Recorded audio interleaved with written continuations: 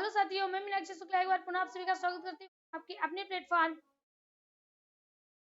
Target with KCS में। तो चलिए साथियों स्टार्ट करते हैं अपनी आज की प्रश्नावली और देखते हैं आज की प्रश्नावली में कौन कौन से प्रश्न हमसे होने वाले हैं। तो फास्ट करते हैं।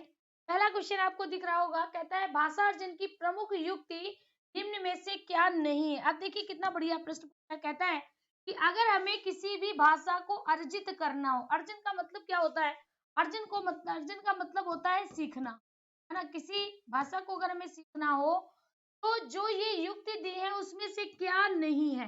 हमें प्रश्न को ये आवश्यक रहता है कि हमें प्रश्न को पूरा पढ़ना चाहिए और ध्यान से पढ़ना चाहिए। यहाँ पर कहता है कौन नहीं है। देखिए कहता है अनुकरण, बिल्कुल सही। आपने देखा होगा छोटे बच्चे अनुकरण के माध्यम से सीखते हैं। अगर आप कुछ बोलते हो, छोटे बच्चा उसका अनुकरण करता है, जो भी कहा होगा उसको दोबारा से बोलेगा और आसानी से सीख लेता है। यानी अनुकरण के माध्यम से सीखा जाता है। अगर हमें कोई चीज कठिन लग रही है तो अगर हम बार बार उसका प्रयोग करते हैं तो उस चीज को भी हम बहुत इजीली सीख जाते हैं और वो चीज हमारी स्थायी हो जाती है। भाषा हो चाहे भाषा हो, क्या हम कह सकते हैं, अगर हमें कुछ भी सीखना हो, भाषा ही नहीं कुछ भी सीखना हो, तो अगर हम बार बार कोशिश करते हैं सीख जाते हैं और अच्छे से सीखते हैं। यहाँ पर आपका बारंबारता भी हो जाएगा, अभ्यास भी हो जाएगा। यथार्थ बोध नहीं होता। देखिएगा यथार्थ बोध का अर्थ क्या होता है, वास्तविकता का ज्ञान। क्या होता है, वास्तविकता का ज्ञान होता है। तो किसी भी भाषा को सीखने के लिए ये जरूरी नहीं है कि हमें उसकी वास्तविकता का ज्ञान ही हो। हमें भाषा को सीखने के लिए इन तीन का सहारा लेना पड़ेगा। यथार्थ बोध आवश्यक नहीं है। तो विकल्प क्या हो जाएगा, डी विकल्प हो जाएगा, क्योंकि नहीं पूछता है। ठीक है, आगे बढ़ते हैं अगला क्वेश्चन। कहते हैं निम्न में से कौन सा शिक्षण सूत्र नहीं है। यहाँ पर क्या कहता है, निम्न में से कौन सा शिक्षण सूत्र नहीं है।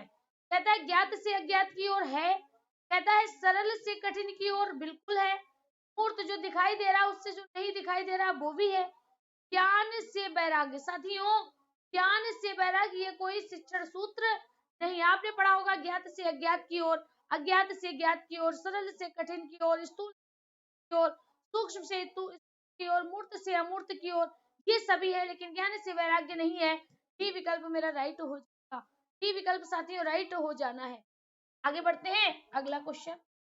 कहता है मूल्यांकन से तात्पर्य क्या है। अब ध्यान दीजिएगा, मूल्यांकन, मूल्यांकन क्या है। सबसे पहले देखिएगा यहाँ पर आप देख रहे हैं मूल्य, क्या है, मूल्य यानी प्राइस। और उस प्राइस का क्या करना है, हमें अंकन करना है। यानी अंकन का मतलब क्या है, आंकना है। क्या है, आंकना है। यानी अंकन करना है, किसी चीज को आंकना है कि अगर कोई चीज आपको पढ़ाई गई है या कोई चीज आपने सीखी है, तो जब आपने सीखी आप उसको कितना प्रतिशत सीख पाए हो, आप कितना प्रतिशत सीख पाए हो, ये साथियों मूल्यांकन होता है। सिखाई वस्तु का आकलन करना, सिखाई हुई चीज का आकलन करना, बताई गई चीज को ये देखना कि आपने सीखा है तो आप कितना सीख पाए हो, क्या क्या है जो अभी तक आपने नहीं सीखा है, तो उसको क्या कहते हैं, मूल्यांकन कहते हैं। याद रखना, जो मूल्यांकन है कहता है सतत चलने वाली प्रक्रिया है, छात्रों के व्यवहार परिवर्तन की जानकारी है, कहता है उद्देश्य की पूर्ति का सीमांकन है।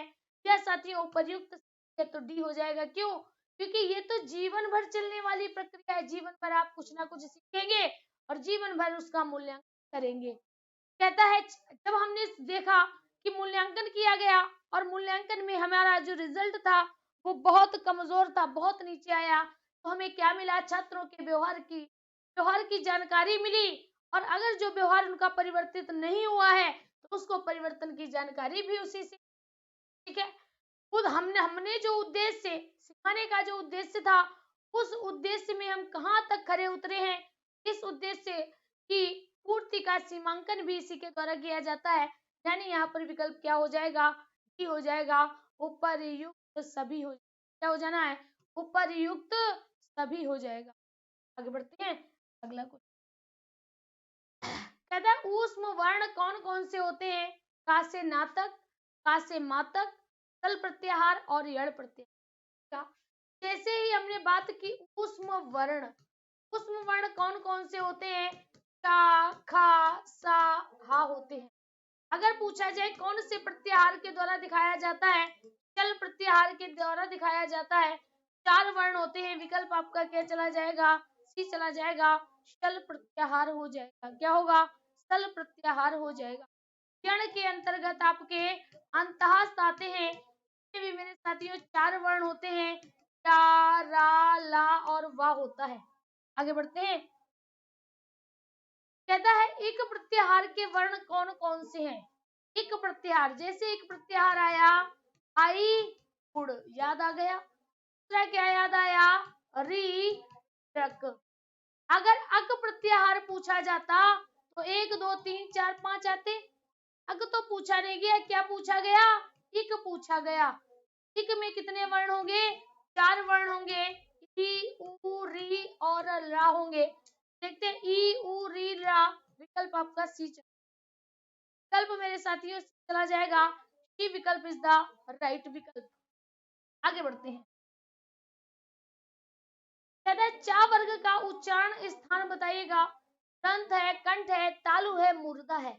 तो इसके लिए हमें क्या करना पड़ेगा? कू, टू, टू, टू, टू। 5 वर्ग हो गए। पहले का के, टी, एम, डी, ओ। कहने का मतलब क्या है?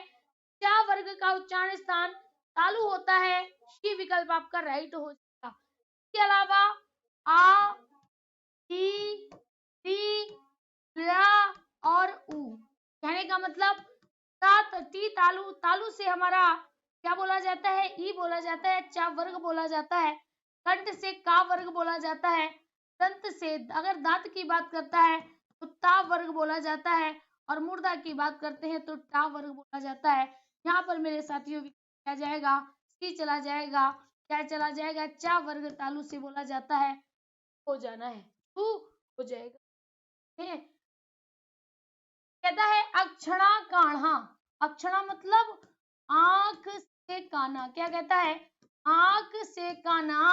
कहता है कौन सा सूत्र प्रयुक्त हुआ है? साधकतम करणम, सहयुक्त प्रधाने, एनांग विकारा, कर्ता कर्णयोः तृतीया। अगर होता साधक का कार्य करता है, जैसे आपने कल की क्लास में पढ़ा होगा, रामेण बाणेन हतो बाली। राम ने बाण से बाली को मारा, राम के द्वारा बाण से बाली को मारा गया। तो अगर ये होता तो बाण में साधकतम करणम होता, यानी बाण क्या हो जाता? साधक बनता, साधकतम करणम। कहता है सहयुक्त प्रधाने, पुत्र नामना सह, जैसे बात की थी, पुत्र के नाम के साथ बात की थी ना, यहाँ पर साथियों सह में आपका सहयुक्त प्रधाने हो जाता। एनांग विकारा का मतलब है जिस अंग में विकार हो। इसका मतलब क्या है? जिस अंग में विकार होता है, कमी होती है, एनांग विकारा कहते हैं। और उसी अंग में तृतीया विभक्ति हो जाती है। यहाँ पर मेरे साथियों अक्षणा में तृतीया विभक्ति हो जाएगी। विकल्प आपका सी, विकल्प आपका सी चला जाएगा। आगे बढ़ते हैं। अगला क्वेश्चन कहता है गम धातु में अप उपसर्ग लगने से। यहाँ पर गम धातु के आगे उप लगा दो भाई। उपसर्ग तो सॉरी सर्ग ही तो लगाना है, अप उपसर्ग है ना। गम धातु से पहले अप लगा दो। कहते अपगच्छति होगा, उपगच्छति होगा, उदगच्छति होगा, अवगच्छति। तो यहाँ पर मेरे साथियों क्या हो जाएगा? अप उपसर्ग लगा है, अपगच्छति हो जाएगा। ए विकल्प आपका राइट हो, ए विकल्प आपका राइट हो जाएगा। अपगच्छति हो जाए, अपगच्छति हो जाएगा। ठीक है। अगला प्रश्न कहता है उत्तम पुरुष से संबंधित सर्वनाम शब्द है। अब देखिएगा, अगर हम बात करें पुरुष कितने टाइप्स के होते हैं? पुरुष मेरे साथियों टाइप्स के होते हैं। सबसे पहले आपके आते हैं प्रथम पुरुष। प्रथम पुरुष में ता, तौ, ए आते हैं। फिर इसके बाद आता है मध्यम पुरुष। मध्यम पुरुष की बात करें त्वम, युवाम, कम आता है, तुम युवाम, कम आता है। फिर मेरे साथियों आता है उत्तम पुरुष। उत्तम पुरुष में अहम आएगा, अहम, आवाम, वयम। क्या आता है? अहम, आवाम, वयम होता है। तो कहता है उत्तम पुरुष से संबंधित सर्वनाम बताइएगा। इन्हीं 3 में से कोई एक होगा। कहता है वयम वयम होगा, बिल्कुल सही, क्योंकि वयम का अर्थ क्या होता है? वयम का अर्थ होता है हम सब। क्या होता है? हम सब होता है। ए विकल्प आपका राइट हो जाएगा। अब देखिएगा यहाँ पर कहता है युवाम होगा, नहीं होगा, सा नहीं होगा, तस्मीन नहीं होगा, वयम हो जाएगा, वयम हो जाना। कहते हैं पितृव्य शब्द का अर्थ क्या होगा। अब देखिए चाची, बुआ, मौसी, मामी। सबसे पहले यहाँ पर लिखा है पितृ। पितृ का मतलब क्या होता है? पितृ का मतलब होता है पिता। अब यहाँ पर देखिए दूसरा क्या है? पितृव्य हुआ। पितृव्य का अर्थ क्या होता है? चाचा।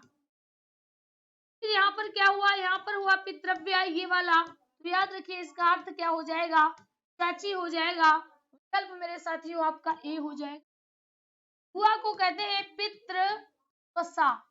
पितृ स्वसा यानी पिता की बहन। मौसी को क्या कहेंगे? मातृ स्वसा यानी माँ की बहन।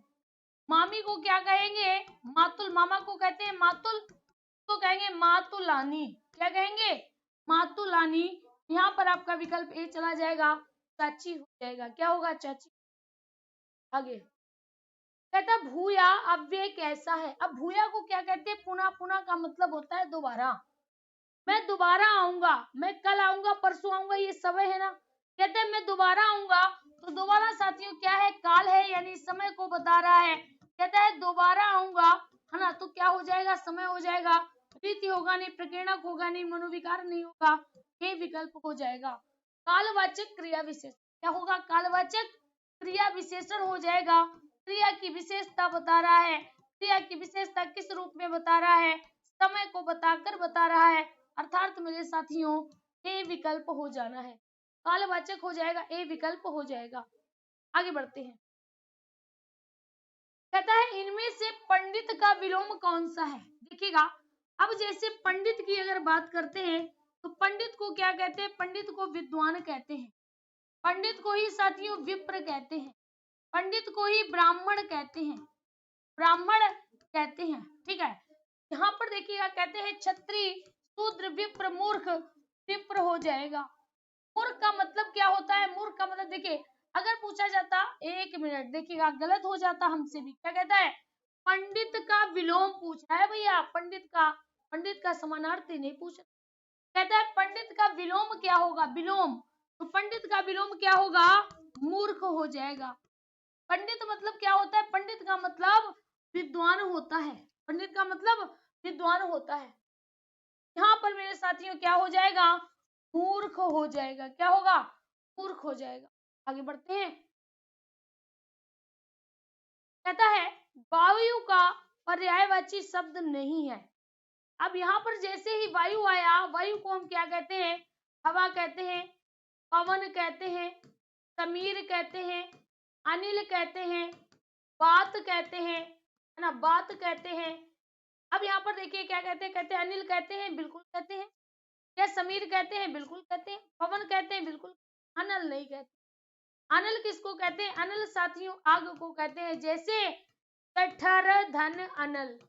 जठर धन अनल मतलब जठरानल हो जाएगा, जठरानल हो जाएगा। और जठरानल किसे कहते हैं? पेट की आग जठरानल कहलाती है। पेट की आग जठरानल कहलाएगी। आई होप आपको कंफ्यूजन नहीं होगा, आप हमेशा याद है। चलिए आगे बढ़ते हैं। अगला क्वेश्चन कहता है लक्ष्मी याति स्वयं याति। कहती लक्ष्मी स्वयं मतलब स्वयं आती है, किसके लिए? निवास हेतु है। लक्ष्मी निवास के लिए, लक्ष्मी रहने के लिए, निवास के, लक्ष्मी जी रहने के स्वयं आती है। लक्ष्मी रहने के लिए स्वयं आती है। कहते ये कहाँ से उद्धृत है? याद रखिएगा साथियों, ये जो है पंचतंत्र से है। पंचतंत्र को किसने लिखा है? विष्णु शर्मा ने लिखा है।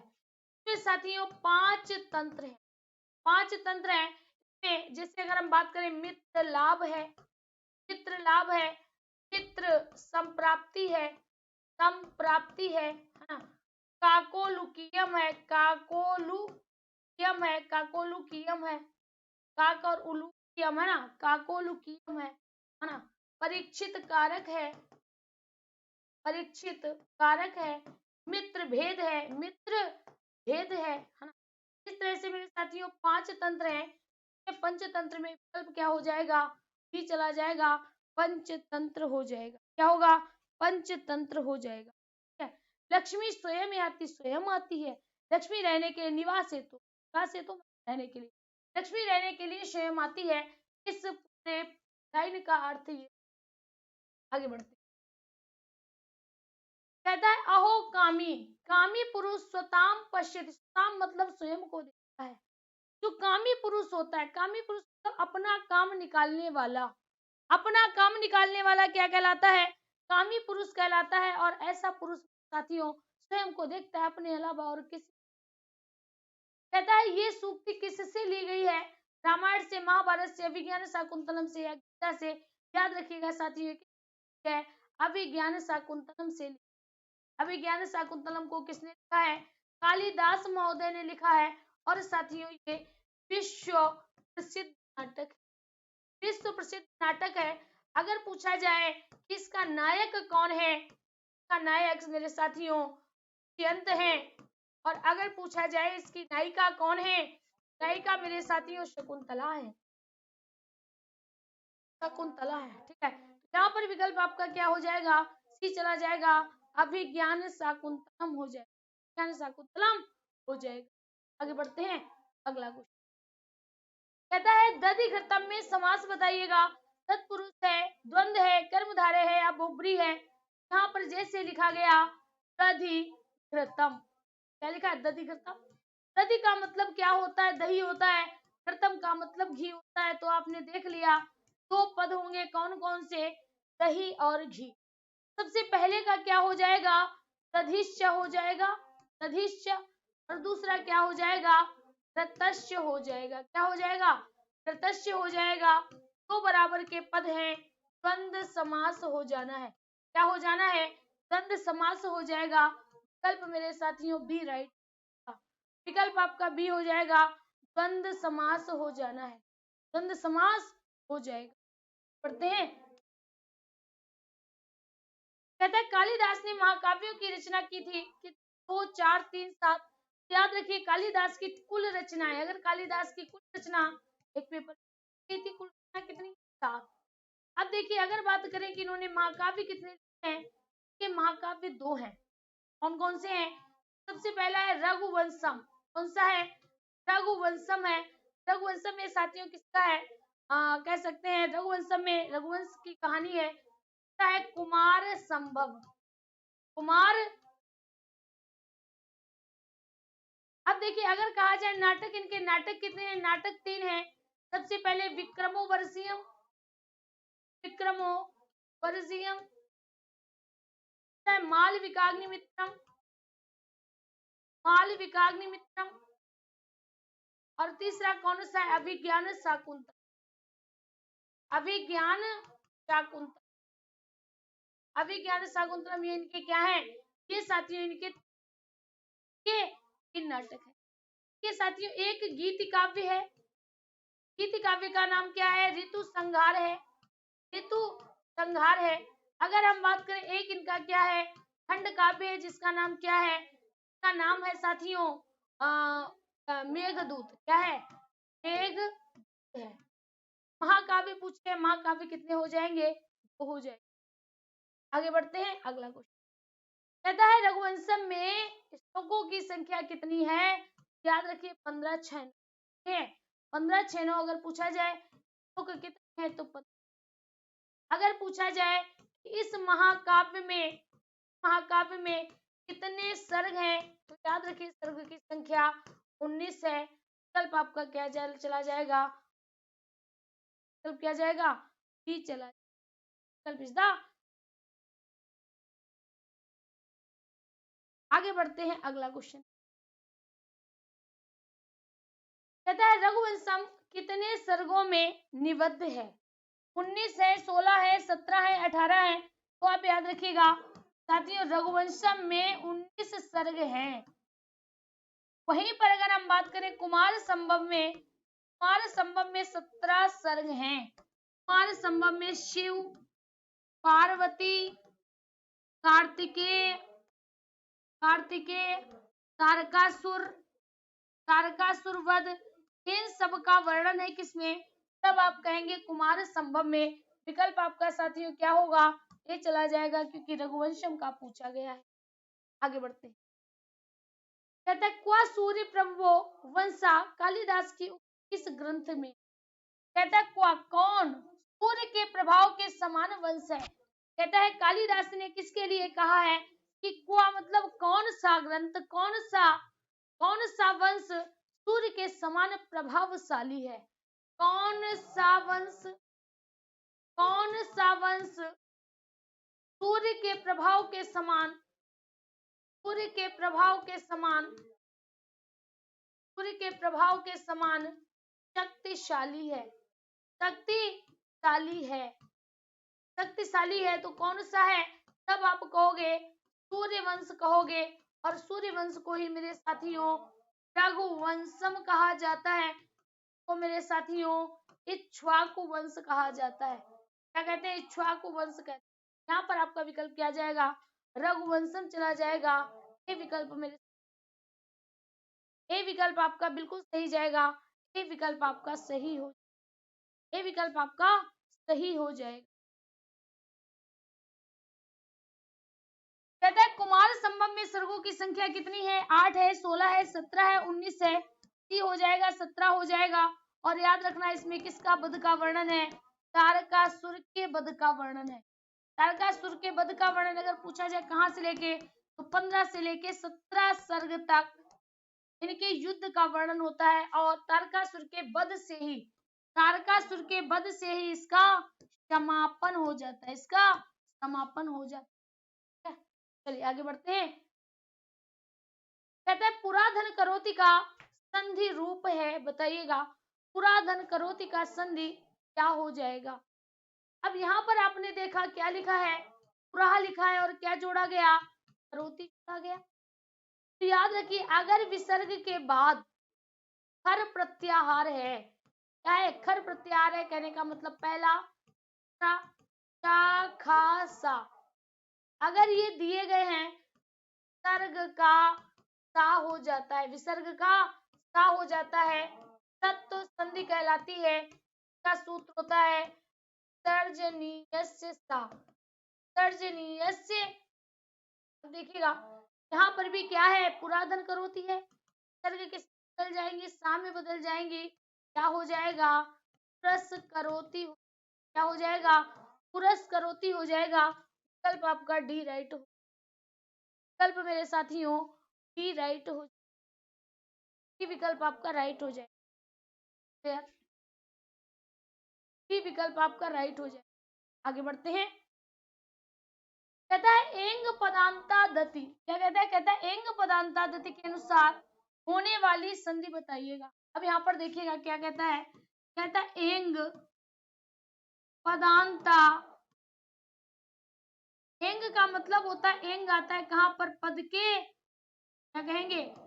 पद के अंत में एंग आना चाहिए। क्या आना चाहिए? एंग आना चाहिए। कहाँ आना चाहिए? पद के। अब देखिएगा कहते पुनः रमते, तो यहाँ पर क्या होगा? यहाँ पर रहा होगा पुनः धन रमते, यही तो होगा, है ना? तो ये पुनः धन रमते से क्या बना होगा? पुनर्रमते बना होगा, पुनर्रमते बना होगा। रा हट गया, डंडा बढ़ गया। मनोरथा में क्या हुआ होगा? मनोरथा में मनस धन रथा हुआ होगा। देखिए कहता है छात्रों अपि, क्या हुआ होगा? छात्रों धन अपि हो जाता, क्या हो जाता है? छात्रों धन अपि होता है। यहाँ पर ओ की मात्रा है, ओ की मात्रा किसमें आती? एंग में दो मात्राएं आती हैं, ए और ओ की। यहाँ पर क्या हो जाएगा? ए और ओ, अगर इनके बाद आ आता है, आ का अवग्रह हो जाता है, तो हम क्या कहते हैं? पर पूर्व रूप संधि, क्या कहते हैं? पूर्व रूप संधि कहते हैं। इसका सूत्र क्या होता है? कहता है एंग पदांता, है एंग पदांता दति कहते हैं। विकल्प यहाँ पर क्या हो जाएगा? सी विकल्प हो जाएगा, सी विकल्प हो जाना है। पढ़ते हैं अगला कुछ। कहता है प्रपठ्य में पद में प्रत्यय जुड़ा हुआ है। अब यहाँ पर आपके सामने क्या है? यहाँ पर आपके सामने कहता है प्रपठ्य। क्या कहता है? प्रपठ्य कहता है, यानी प्रपठ्य का मतलब क्या है? प्रा धन पठ धन यप। अब लेप आपको नहीं दिखा, या तो दिखा है, अगर पीछे या है और आगे उपसर्ग है, अगर पीछे या है आगे उपसर्ग है, याद रखना यहाँ पर क्या हो जाएगा, यप प्रत्यय ही होगा। क्या होगा, यप प्रत्यय होगा। विकल्प आपका ए राइट, विकल्प आपका ए राइट चला जाएगा। कैसे देखिएगा, सबसे पहले अगर लिप को जोड़ेंगे तो पीछे या होगा और आगे उपसर्ग। अगर हम अक्त्वा जोड़ेंगे पीछे त्वा होगा। अगर हम सानच जोड़ेंगे मान होगा। अगर सत्र जोड़ेंगे तो मेरे साथियों अत होगा, अन हो जाएगा और अंतिम। यहाँ पर आप क्या देख रहे हैं कि आगे प्रा भी है, धातु भी है पठ, और पीछे या है यानी लेप हो जाना है। विकल्प आपका ए राइट हो। आगे बढ़ते हैं। कहते हैं पदों के मिलने की प्रक्रिया क्या कहलाती है, यानी यहाँ पर भी एक पद है, यहाँ पर भी एक पद है, और जब इन दोनों पदों को जोड़ा यहाँ पर क्या हो गया, इस यहाँ पर जो यहाँ पर एक शब्द बना, उस हम शब्द को क्या कहेंगे, उस शब्द को समास कहते हैं। क्या कहते हैं, समास। लेकिन इन दोनों को पदों को जब जोड़ा तो जोड़ने की जो प्रक्रिया थी, जोड़ने की प्रक्रिया समसन कहलाती है। जोड़ने की प्रक्रिया समसन कहलाती है ना। और जुड़कर जो पद मिला, जुड़कर जो पद मिला, जो पद प्राप्त हुआ, उस पद को हम क्या कहते हैं, समास कहते हैं। यहाँ पर आपका विकल्प क्या जाएगा, ये चला जाएगा, समसन हो जाएगा। क्या होगा, समसन हो जाना है, समसन हो जाएगा। कहता है संस्कृत साहित्य के कौन से महाकवि, यानी संस्कृत साहित्य की अगर हम बात करें तो ऐसे कौन से कवि थे जो पहले अनपढ़ भी थे और मूर्ख भी थे। तो कबीरदास अनपढ़ थे लेकिन मूर्ख, कालिदास मूर्ख ही नहीं थे बल्कि मेरे साथियों महामूर्ख थे। मूर्ख नहीं थे, महामूर्ख थे। जिस डाली पर बैठते थे, जिस डाली पर बैठे थे उसी को काट रहे थे, उसी को काट रहे। जिस डाली पर थे, जिस डाली पर थे उसी को काट रहे थे। कौन, कालिदास। तो साथियों भारत का शेक्सपियर कहा गया, भारत का शेक्सपियर कहा गया। इसी को मेरे साथियों दीप शिखा की उपाधि से सम्मानित किया गया। उपमा अलंकार के कवि माने जाते हैं। उपमा कालिदास से भी विकल्प आपका राइट हो जाएगा।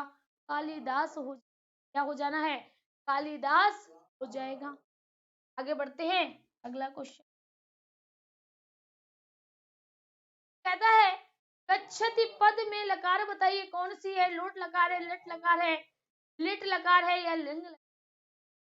अब यहाँ पर आपको पता है लोट लकार की हमने आपको ट्रिक बताई है, तू ताम का अंत करो वरना लौट जाएंगे। अगर किसी ने आज्ञा दी तो तू ताम का अंत करो वरना लौट जाएंगे, लौट तो होगा। अब लट लकार की बात करें, ती ता अंति होता है। फिर साथियों बात करें तो ती था होता है। और बात करें आमी, आवा और आमा होता है। ये जो होते हैं वो प्रथम पुरुष के होते हैं, ये जो साथियों होते हैं वो मध्य पुरुष के होते हैं, और ये जो होती है वो उत्तम पुरुष है।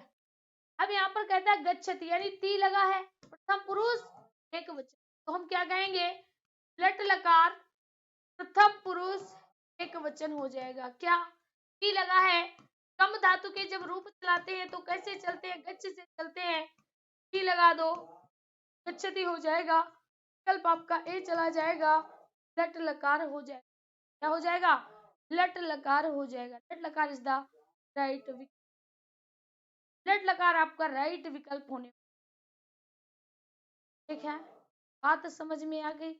आगे बढ़ते हैं, अगले प्रश्न का आंसर फटाफट करिएगा। कहता है को ध्वनि अघोष महाप्राण अस्थि। कहता है कौन सी ध्वनि अघोष और महाप्राण होती है, हा, छा, जा या ढा। अब देखिएगा यहाँ पर जब भी अघोष की बात आती है तो हमने आपको क्या बताया है, अस्वीखर। क्या होता है? अस्वीखर यानी खर प्रत्याहार। खर प्रत्याहार की बात करें, पहला वर्ण दूसरा वर्ण क्या खा सा हो जाए। कहता है महाप्राण होगा। अगर महाप्राण की बात करते हैं, दूसरा चौथा दूसरा वर्ण चौथा वर्ण चा खा सा आ हो जाएगा। महाप्राण मतलब जिन वर्णों को बोलने में अधिक समय लगता है महाप्राण कहलाता है। अब यहाँ पर देखिएगा कॉमन क्या है, दूसरे वर्ण है। दूसरे वर्ण क्या होते हैं? का खा होता है, चा छा होता है, ता ठा होता है, पा फा होता है ना, ता ता था होता है। इसके अलावा शा खा सा ये कॉमन है। यानी इनमें अगर देखा जाए तो दूसरे वर्णों में तो इनमें क्या होगा? अघोष के साथ साथ ये साथियों हमारे महाप्राण भी कहलाएंगे। क्या कहलाएंगे? महाप्राण। हा तो चौथा वर्ण है, ठा दूसरा है, टा तीसरा है, टा ठा डा तीसरा है, तीसरा वर्ण हो जाएगा। बी विकल्प आपका राइट हो। बी विकल्प मेरे साथियों राइट हो जाना है। पढ़ते हैं। कहता है सुप प्रत्याहार में कितने प्रत्यय होते हैं? यहाँ पर बात की गई प्रत्यय की बात करी गई।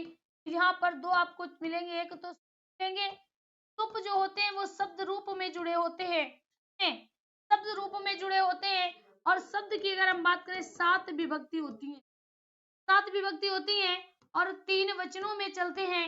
यानी साथियों कितने प्रत्यय होते हैं? किस प्रत्यय होते हैं? कितने हो जाएंगे? तो याद रखिएगा सुप में क्या होगा? 21 प्रत्यय हो जाएंगे, 21 प्रत्यय होंगे। दूसरी हम बात करते हैं तिंग की करते हैं। तिंग किसमें होता है? तिंग मेरे साथियों धातु रूप में होते हैं। धातु रूप धातुएं दो प्रकार की होती हैं। यानी परस्मय पदी की देखें, परस्मय पदी में देखें तो भी 9 होंगी और आत्मेन पदी में देखा जाए तो भी मेरे साथियों 9 ही होंगी। कितनी होगी? 9 और 9 होगी। यदि देखा जाए तो कितनी हो जाएंगी? 18 हो जाएंगी। याद रखिएगा विकल्प यहाँ पर आपका विकल्प आपका बी चला जाएगा। सुप प्रत्याहार में कितने प्रत्यय होते हैं? याद रखिएगा एक, है ना। और ये किसमें चलते हैं? शब्द रूप में चलते हैं, शब्द रूप। कहता है अस्माभि अत्र पठ्यते किस वाच्य का वाक्य है? यहाँ पर सबसे पहले आप देखिएगा, यहाँ पर लिखा है पठ्य अस्माभि, मैं भी यहाँ पढ़ता हूँ, मैं भी यहाँ पढ़ता हूँ। किस वाच्य का वाक्य है? जल्दी से बताइएगा। कर्तावाच्य होगा, कर्मवाच्य होगा, भाववाच्य होगा। तो आप क्या कहोगे? अस्माभि युष्मद में ये युष्मद के रूप, अस्मद के रूप चलेंगे।